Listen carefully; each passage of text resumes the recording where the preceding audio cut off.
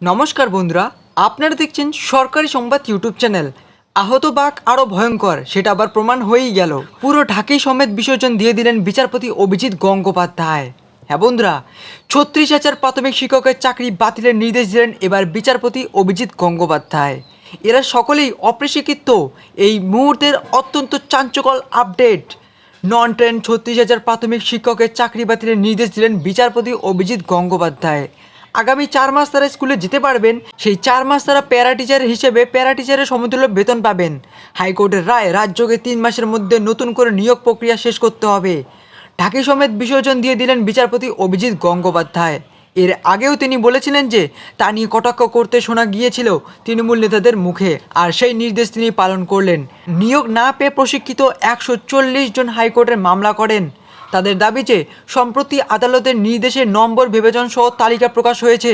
সেই তালিকায় দেখা যাচ্ছে যে তাদের থেকে কম নম্বর পেয়েও অনেক অপ্রশিক্ষিত প্রার্থীরা চাকরির সুযোগ পেয়েছেন। তারপরেই বিচারপতি বলেন যে প্যানেল বাতিল করে দেব, ঢাকি সমেত বিসর্জন দিয়ে দিব। এবার 2016 সালের প্রাথমিক শিক্ষক নিয়োগ প্রক্রিয়ায় পুরো প্যানেল বাতিল করে দেবেন মন্তব্য করেছিলেন আগেই, আর আজ তিনি ঢাকি সমেত বিসর্জন দিয়ে দিলেন। 36,000 অপ্রশিক্ষিত প্রাথমিক শিক্ষক আগামী 4 মাস পর্যন্ত তারা বিদ্যালয়ে যেতে পারবে। 3 মাসের মধ্যে রাজ্য সরকার নিয়োগ প্রক্রিয়া সম্পূর্ণ করতে হবে। ওই 36,000 অপ্রশিক্ষিত শিক্ষক 4 মাস পরে তাদের চাকরি থেকে ছাঁটাই করা হবে। এই 4 মাসে তারা শুধুমাত্র বিদ্যালয়ের স্বার্থে বিদ্যালয়ে যাবেন, আর তারা বেতন পাবেন। ওই 36,000 অপ্রশিক্ষিত শিক্ষক 4 মাস পর ছাঁটাই হবেন। তার মধ্যেই 3 মাস সময় বেঁধে দিলেন।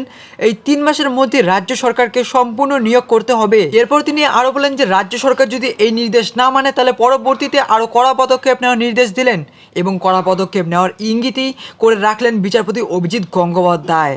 হ্যাঁ বন্ধুরা, বর্তমানে কিন্তু পুরো ঢাকি সমেত বিসর্জন দিয়েই দিলেন আমাদের অভিজিৎ গঙ্গোপাধ্যায় স্যার।